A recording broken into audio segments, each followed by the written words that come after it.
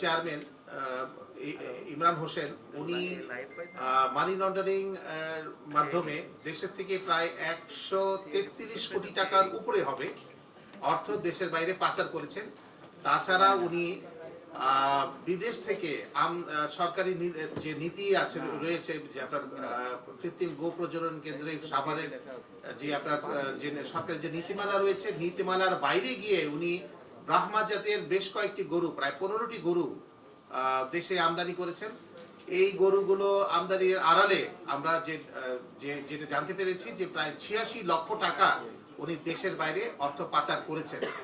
এছাড়া আরো কিছু বিষয় তদন্ত রয়েছে। আর ওনার নামে বিপুল সম্পদের আমরা প্রমাণ পেয়েছি প্রাথমিক অনুসন্ধানে। আরো অনেক তথ্য আমাদের কাছ থেকে আসছে।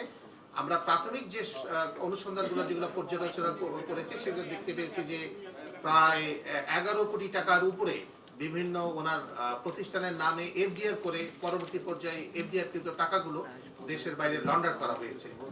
তো বিভিন্ন অভিযোগের বিরুদ্ধে তাকে গ্রেফতার করা হয়েছে এবং বর্তমানে একটি বিচারাধীন বিষয়। আমাদের তদন্ত কার্যক্রম শুরু হয়েছে। গতকাল যেহেতু উনি গ্রেফতার হয়েছেন, তদন্ত কার্যক্রম শুরু হয়েছে। আমরা হয়তো বা আরো নিকট ভবিষ্যতে আপনাদেরকে আর এই বিষয়ে বিস্তারিত জানাতে পারবো। চোরাচালানির মাধ্যমে গরু আমদানি এবং বিভিন্ন জালিয়াতি এবং প্রতারণার অভিযোগে তাকে গ্রেফতার করা হয়েছে এবং তার বিরুদ্ধে মানি লন্ডারিং আইনে মামলা রুজু করা হয়েছে। তিনি বর্তমানে আইনানুগ কার্যক্রমের ভিতরে গ্রেফতারকৃত অবস্থায় আছেন। এছাড়া তার প্রতিষ্ঠান এগ্রো যে লিমিটেড তার এবং তার যে ওখানকার ব্যবস্থাপনা পরিচালক তাদের বিরুদ্ধে আমরা আইনানুগ, এছাড়া আরো 5-7 জনের বিরুদ্ধে আমরা আইনানুগ ব্যবস্থা কার্যক্রম গ্রহণ করছি। সবগুলো জিনিস আমার মনে হয় প্রকাশ করাটা সমীচীন হবে না।